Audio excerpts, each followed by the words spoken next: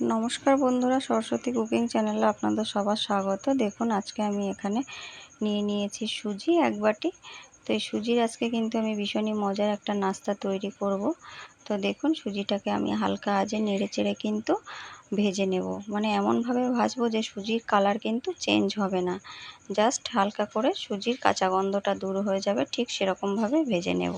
তো দেখুন সুজিটাকে আমি হালকা করে ভেজে নিয়েছি, সুজির কালার কিন্তু চেঞ্জ হয়নি। তো এখন আমি এর ভিতরে দিয়ে দেব 2 চামচ গুঁড়ো দুধ। তো গুঁড়ো দুধটাকে দিয়ে কিন্তু আমি আরেকটু নেড়ে চেড়ে ভেজে নেব। তো গুঁড়ো দুধটাকে দিয়ে কিন্তু আমি নেড়ে চেড়ে আরেকটু ভেজে নিয়েছি। এখন আমি যে বাটিটা মেপে আমি সুজিটা নিয়েছিলাম সেই বাটি মেপেই আমি 1 বাটি জল দিয়ে দেব এর ভিতরে। তো দেখুন আমি জলটা দিয়ে দিয়েছি এই যে এই বাটি মেপে। তো এখন আমি এটাকে নেড়ে চেড়ে একটা সফট ডো তৈরি করে নেব। তো একটু জল কম ছিল, তার জন্য আমি আরেকটু জল দিয়ে দিলাম। তো দিয়ে আমি এটাকে নেড়ে চেড়ে একটা ডো তৈরি করব।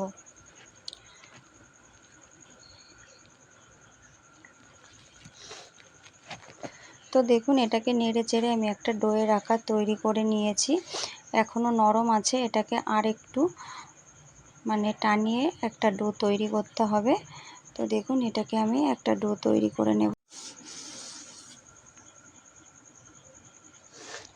তো দেখুন এই যে আমি একটা সফট ডো তৈরি করে নিয়েছি, এবার এটাকে আমি নাবিয়ে নেব।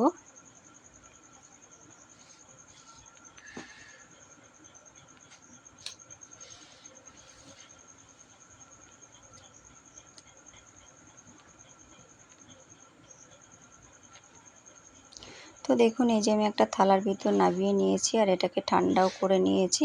তো এটাকে আমি হাত দিয়ে একটুখানি মেখে নেব।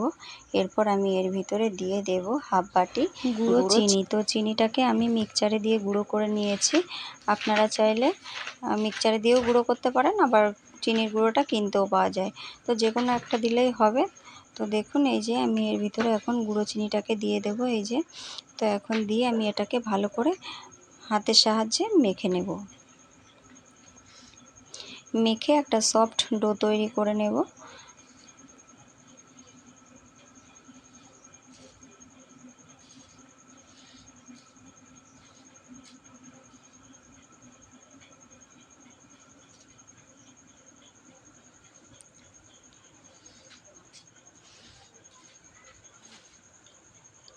তো দেখুন এটাকে আমি মেখে নিয়েছি, মেখে একটা সফট ডো তৈরি করে নিয়েছি। তো এরপর দেখুন এখানে আমি একটা নিয়ে নিয়েছি চাটু বেলান। তো এই চাটুর পরে রেখে এবার আমি এটাকে একটা বড় রুটির আকারে তৈরি করে নেব।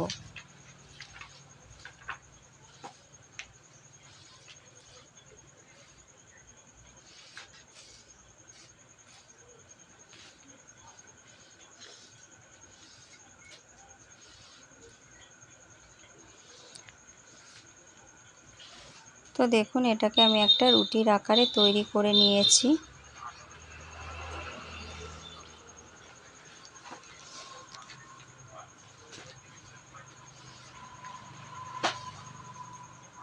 তো দেখুন রুটিটা এমন তৈরি করেছি, না পাতলা না মোটা, এরকমভাবেই কিন্তু রুটিটাকে তৈরি করে নিতে হবে। তো এই যে দেখুন আমি রুটিটাকে তৈরি করে নিয়েছি। এবার একটা কুকি কাটারের সাহায্যে আমি এটাকে গোল গোল শেপে এই যে কেটে নেব। আপনারা চাইলে যে কোনো মানে কৌটার ঢাকনা দিয়েও এটাকে এই কাজটা করে নিতে পারেন। তো দেখুন আমি এই কুকি কাটারটা দিয়ে এরকমভাবেই সমস্তগুলো কেটে নেব।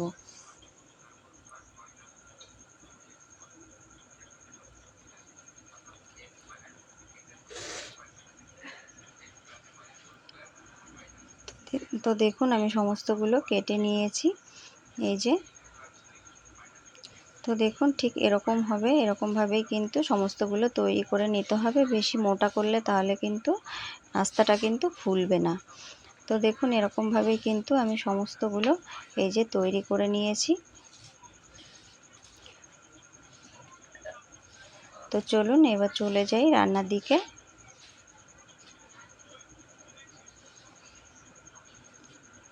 তো দেখুন কত সুন্দর লাগছে দেখতে, কত সুন্দর তৈরি করে নিয়েছি। তো এখন আমি কড়াইতে দিয়ে দেবো রিফাইন তেল। তেলটাকে আমি ভালো করে গরম করে নিয়েছি।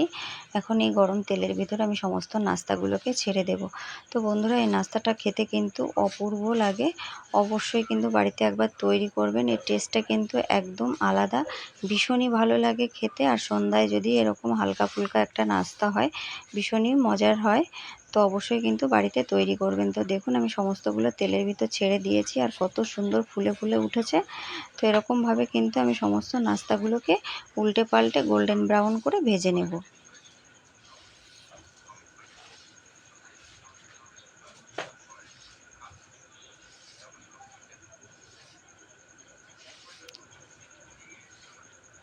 তো দেখুন, এগুলোকে আমি গোল্ডেন ব্রাউন করে ভেজে নিয়েছি। এবার আমি উঠিয়ে নেব।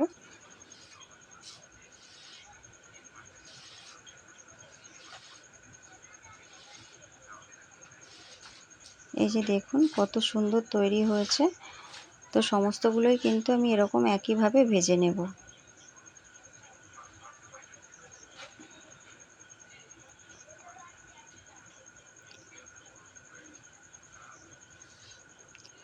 আবারও আমি তেলের ভিতর কিছুটা ছেড়ে দেব, দিয়ে কিন্তু আমি একইভাবে ভেজে নেব।